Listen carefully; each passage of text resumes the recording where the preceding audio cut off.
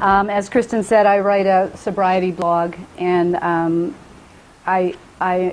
more articulate and smart in the written word than I am in the spoken one. So I'm going to fall back a little bit on some of my blog posts. I'm going to start with one, and then I'm going to finish with a couple, so you'll get a feel for what I do. A lot of my old drinking stories start with the words, "I ended up," as if I was blown in by a stormy sea or the tempests of God, not responsible for landing in a compromising position myself. I ended up in one of those looking for Mr. Goodbar situations on a golf cart in a deserted parking lot with Johnny Depp's psychopathic island caretaker. I ended up renting 2 suites at the Four Seasons in Georgetown because we decided to take a boat for a trip. Weather changed and nobody else had any money. I ended up buying just about everybody in the city of Los Angeles a drink when I passed out at my own party at the suite at a W hotel and woke to find 3 gutted mini bars and 10 service trolleys. I'm sure it was a great party. It looked like it was, but I don't remember it at all. I ended up with a blithely unrepentant philanderer who looked and acted a lot like Captain Ron. I ended up stretching my own duct tape straight line along a side road for 6 policemen who thought I was driving erratically. Then they watched me walk that straight line in 6-inch stilettos. I was driving erratically, and it was the second time in 2 different cars I'd been stopped that night. I ended up with 2 black eyes, a hematoma the size of a golf ball, and no front teeth. When I did that age-honored thing we all do to fluff up our hair, you know, like that. But I was drunk, and I was in a confined space with a stone countertop, and I knocked myself out. You guys haven't done that?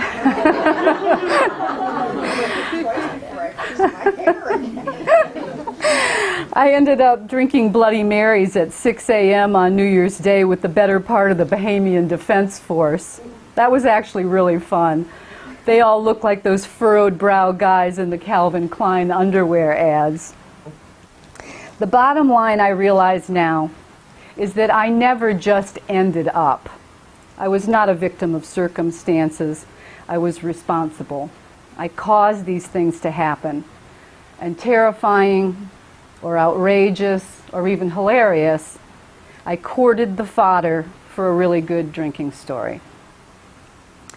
And I just want to tell you all that I'm very grateful to be here tonight. I'm grateful to be alive and sober and with you all. And I'm most grateful that I don't have any recent I ended up stories to tell you.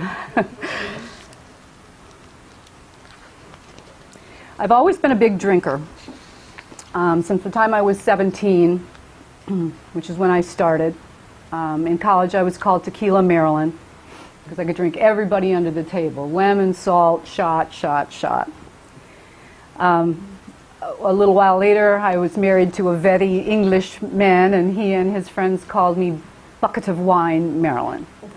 You get the picture. I always drank a little bit too much, but I had mitigating factors. I had an important job. I owned an art gallery. I had small children. I had some social responsibilities, and I had a very watchful husband. I drank when the kids went to bed.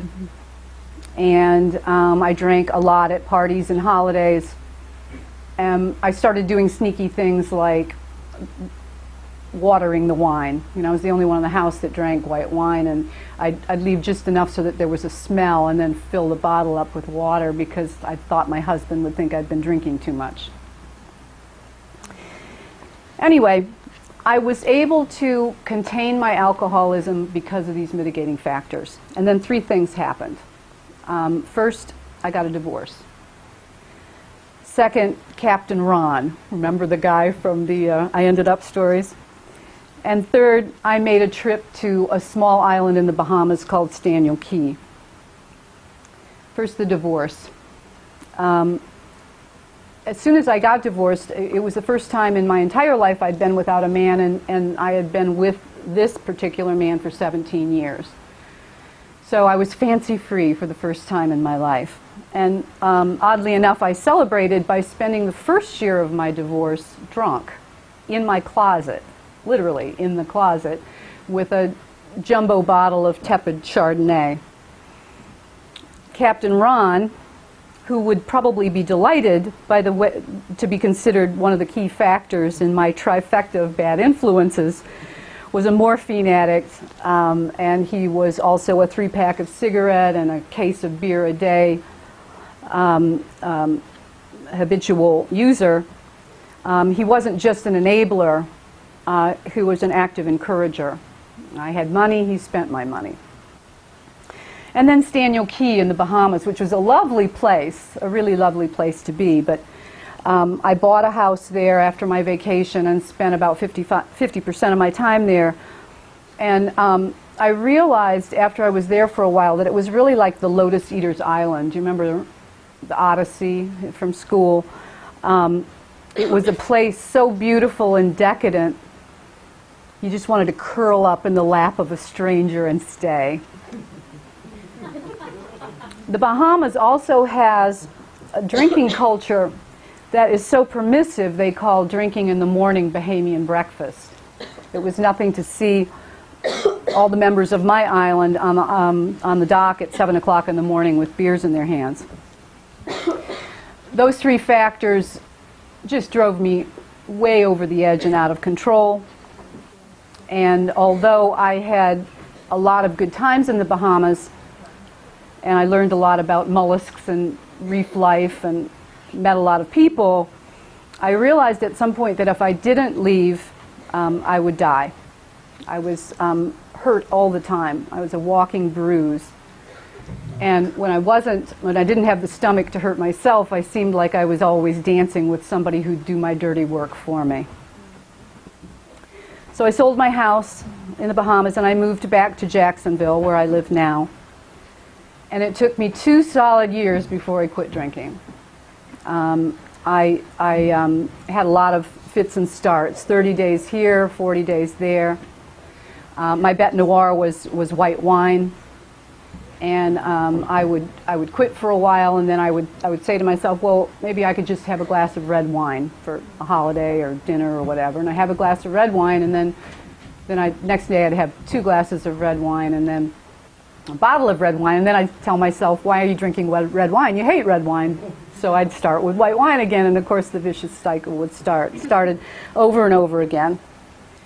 I finally quit on July 28th, 2013. But the impetus for my quitting was the December before. We have a silly little tradition in our house where we move aside the fireplace screen and leave cookies and beer for Santa. Now we leave non-alcoholic beer, of course, but that night, the Christmas Eve night, my daughter tried to wake me up. I was passed out in front of the fire like Rip Van Winkle with a snoot full of moonshine, and she couldn't wake me, so she had to do this sort of time-honored. The way I quit was that my son was coming back from a trip to England. He was supposed to get in at midnight, and I was picking him up. And usually what I would have done is get my drinking in early and sober up just enough to be able to pick him up at midnight. Instead, I didn't drink anything, and I haven't had a drink since. So thank God for that.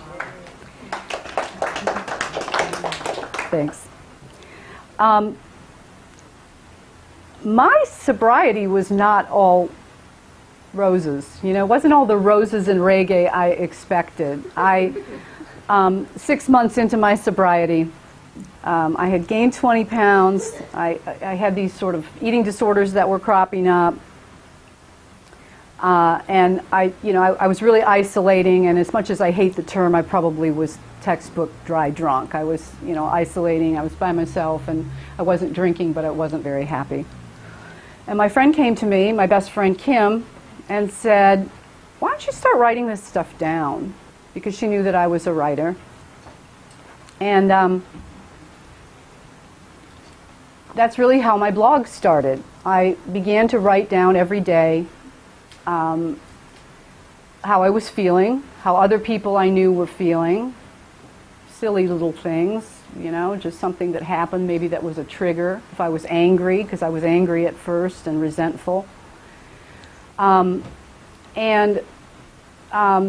the end of this of every day's journal entry, I would write, "Today I'm not drinking because," and I'd fill in the blank. And then at the very bottom, I'd say, "How come you're not drinking?" It was hearkening back to my Flint, Michigan upbringing. How come you're not? It's not particularly literary, but it reminded me of Flint. How come you're not drinking?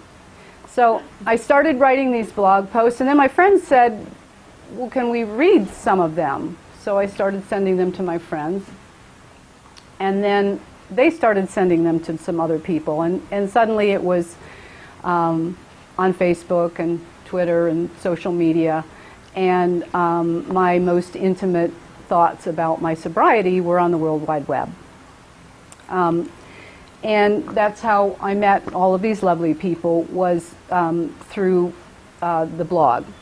So now I write this thing called Waking Up the Ghost. It's called Waking Up the Ghost, in sort of an homage to a Bahamian guy. I asked him if he wanted a drink. He said, "No, thank you." And when I said to him, I thought every Bahamian man in the world accepts a free drink, he said, "I don't want to wake up the ghost." And it's, of course, the concept is once you start, you wake up the demon or the monster or the ghost, and you just can't stop. And it's something I can certainly relate to. So it's why I named the blog. As it's gone along, I don't know if you guys know how blogs work, but I write a blog post, I publish it, and people have the ability to comment.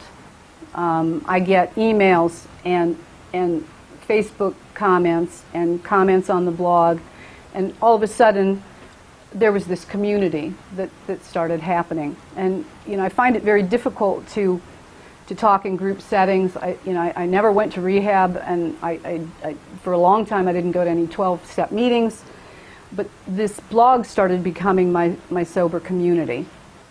And there were times when I'd lose control. People would begin to talk to each other and make comments on the blog.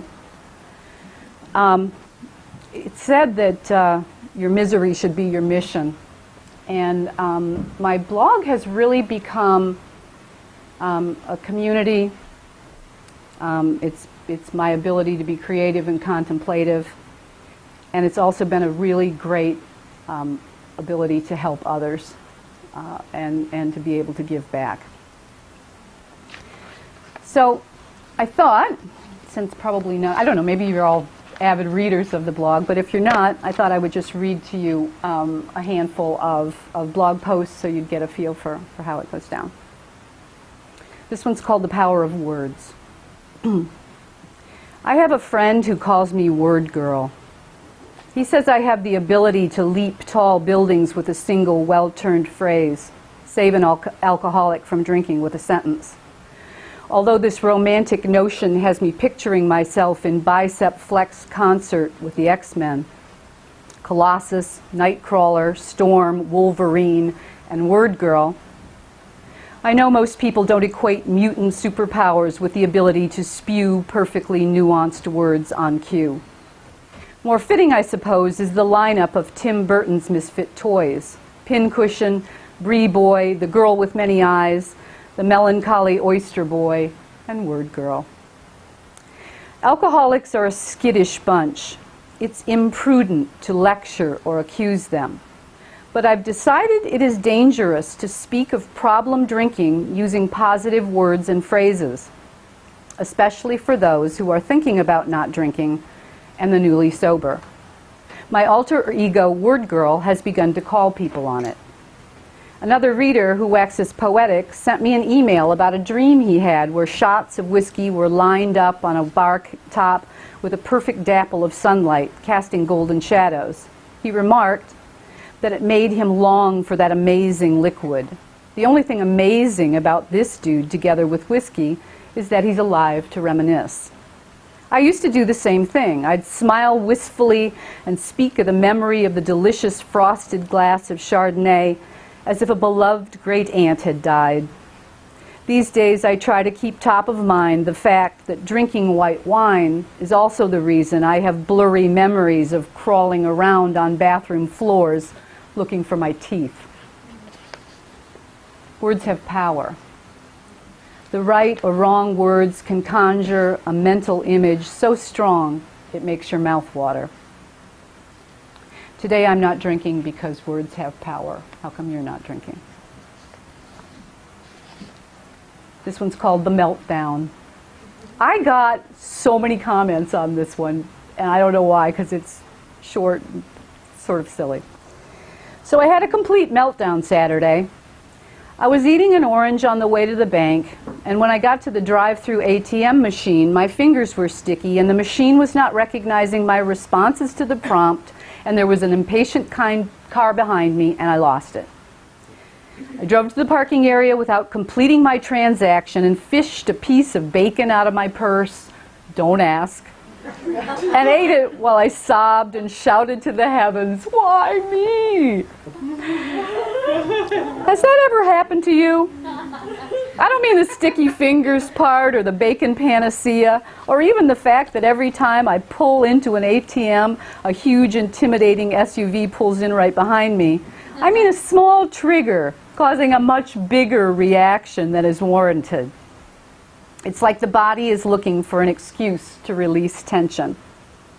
So I hunkered down this weekend and read a great book with a main character who's an alcoholic. You see how I yank myself up from the bootstraps?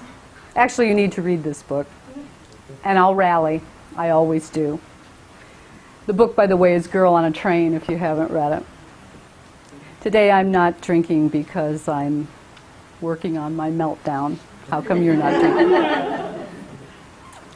This one's called Thanksgiving's Past. I would not be honest if I didn't tell you I have cooked most of my Thanksgiving dinners drunk. In the old days, when I was preparing things in the early morning hours, I'd pop a bottle of champers and drink it mixed with juice while I worked. When the bottle of champagne was gone, most of the side dishes were prepared and the family we always celebrated with would arrive, and my counterpart and I would start drinking wine. My children were small then, and I was married, and despite my burgeoning problem drinking, we all remember those Thanksgiving dinners as some of the best times we had with family and friends. This was before I was a real alcoholic. But my friend and I did some crazy things and upset our then husbands more than a little, while slicing, dicing, and drinking at Thanksgiving. Here are some of the highlights. One year I cooked the turkey upside down. The bony rib rack was crispy and just the right shade of brown, while the meat was parboiled in grease, a wet, disappointing pale beige. There was the time we all sat neat as pins while Jonathan, my husband, carved the turkey like a Rockwell painting, and a bag of steamed giblets I'd left stuffed in the inner recesses of the bird in its waxed bag fell onto the table with a wet smack. I will only take 50% responsibility for the time we were in a rush to brown the marshmallows on top of the yams in the broiler and forgot them until the alarms were whooping and the entire casserole was engulfed in flames. One year, while everything else was dished and steaming and ready to eat, we discovered the turkey was golden brown on the outside. I swear that little button popped up, but rare on the inside. We had to cut bleeding hunks of meat off the bird and cook them in the microwave while everyone sat with their hands crossed across their stomachs waiting. I blew up the stuffing. We like the stuffing crispy, so I put it in a Pyrex dish when it's cooked and into the oven for a while. One year I tried to keep it warm on the stove by putting the whole thing on a low burner. Pyrex explodes like a car window, and I was picking out the chunks of glass, fully preparing to serve it, when one of my guests said, "There are children at the table. I will not allow you to serve that stuffing." Party poop. You may wonder why anyone would come to one of my Thanksgiving dinners. It's a testament to my effort and my love of family and tradition that Lauren, John, my son, Jonathan, and I have only fond memories of Thanksgivings past. It's fortunate that most of the hijinks took place in the kitchen, while well-coiffed guests sat in the living room. The table was always a masterpiece. I would teeter into the room seamlessly on stilettos and say to Jonathan, "Could you come in here for a minute?" That was his cue that another disaster was in the offing. In those days, everyone drank a lot. Today, I'm not drinking because I'm reminiscing. How come you're not drinking? And then I have one, one of the things that I started talking about was community. Back and forth, back and forth. It was really, as we talked about earlier today, kind of an old school people of letters reminiscence, back and forth. It was a little romantic. He was an alcoholic. He'd been in jail. He'd lost his children. And the blog actually helped his lawyer get his children back. They also commented on the blog. So this is for him. It's called Looking Up for Nick. I'm starting with a quote from the book Never Let Me Go. I keep thinking about this river somewhere with the water moving really fast and these two people in the water trying to hold on to each other, holding on as hard as they can, but in the end it's just too much. The current's too strong. They've got to let go, drift apart. I'm not sure how to describe how I'm feeling or to even dare to feel as deeply as I do. I never met him after all. He was the man who wrote to me one cold morning in Georgia where I kept a pair of Ugg boots beside the bed to warm an icy, rough-hewn floor and a fire to warm the coldest parts of me. I opened my unsuspecting laptop to find a message waiting, and the rest is our short history. He wrote every day, sometimes many times a day, when he struggled with his alcoholism and his knee-buckling sorrow. Early on, he wrote to me, I really do not know why, but every time, drunk or sober, I write to you, I tell myself goodbye. Hit delete in your contacts. Turn and run fast. Never come back to writing her or reading her daily blog. Just run, and you will never know. You will not know there are others out there who are alcoholics. You will never see others' painful experience. No one else would ever understand you, and surely no one else has ever had a life in hell. But he did come back, and we wrote to each other for 8 months. At first he was angry and drunk, his children taken from him, and a wife and baby in the ground, a history of pain. And then he was so many things: a friend, confidant, teacher, student, annoyance, awaited, penitent sinner, generous patron. His children returned to him. He was navigating the strange waters of his daughter's coming of age with humor and rumpled resign.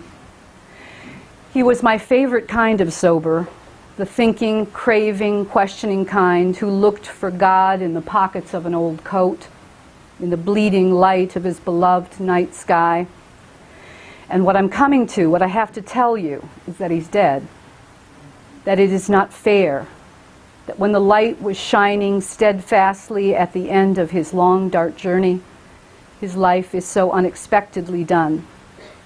We were to meet in 2 weeks for the first time, and because he was a nudge and a planner and chivalrous, he had already made a reservation and paid for my valet service, and I gave him a ration of shit because he needed to be more spontaneous, more seat of the pants to please me. We will not meet, and I will not open my computer to see an endless self-searching email from Nick again, or an email to ask me, really, how are you? We will not experiment with phone conversation again, he nervous, me saying, Nick, you're breaking up, I can't hear you. Our dinner reservation will go unclaimed, and the valet will keep the tip, and life will continue, as it always does. Nick knows the answers to all the great mysteries now. Whether our souls meet on the other side to await the coming of those who have connected us on this earth. We wait below, looking up to see the stars, the moon, and a rocket burning brightly on its way to find heaven. Today I'm not drinking because I'm looking up to honor Nick. How come you're not drinking? And I have one more, if you don't mind. This is called God, new hiking boots, and the Appalachian Trail. I seem to find God when I'm hiking. I'm fortunate to hike in remote, beautiful places, often alone. It usually feels disrespectful or dangerous to listen to music, so I hike in silence. It's the perfect formula for contemplation, begging the questions, where did all this splendor come from, and why am I fortunate enough to be seeing it? Hiking makes me feel very large and very small at the same time, like a meteor shower does in a place with no light pollution. The greatest breakthrough on my journey toward sobriety happened while trekking in St. Augustine's spectacularly desolate Guana Reserve. Don't get me wrong. It's not like I walk as one with nature, birds on my shoulder and squirrels scampering in my wake like St. Francis of Assisi or Snow White. In fact, I tramp along with my thoughts, ideas, or snippets of memory. I'm thinking of the next footfall and whether my new boots are going to hurt like the ones I took to Canyon Ranch and ended up throwing away in a fit of pique because they made my feet go numb. I was on the Appalachian Trail Saturday, a rigorous enough climb that on a warm December weekend, there were only a few cars in the turnoff. The AT does not mess around. There are no gradual grades to warm you, no bunny slopes. It starts out going briskly up and keeps on going up. The first part of the hike, I thought about my new shoes, my ankles, my tortured breathing, and bears. The Georgia mountains in winter are russet and brown and a Tim Burton-esque study of narrow, odd oak tree trunks. The mountains surrounding are dusty blue. The path is thick with dried leaves. There's a beautiful monotony to it all, and after an hour of being tricked over and over again, I was almost to the top, it occurred to me I wasn't thinking at all, which started me thinking again. I stopped and I was in a glen, sun-filled, neither top nor bottom of the hill. I was very large and very small at the same time. I thought about where I was, about my life-saving sobriety, about the fervent outpouring of love and help I have received. There was no sound until I filled the silence with the words, "Thank you," and "Please God, show me the way." I can't be the first wanderer to find glory on the Appalachian Trail. In fact, you can feel it.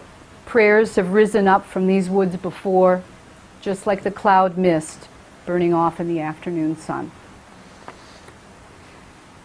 I'm not drinking today because I'm going for a hike. How come you're not drinking?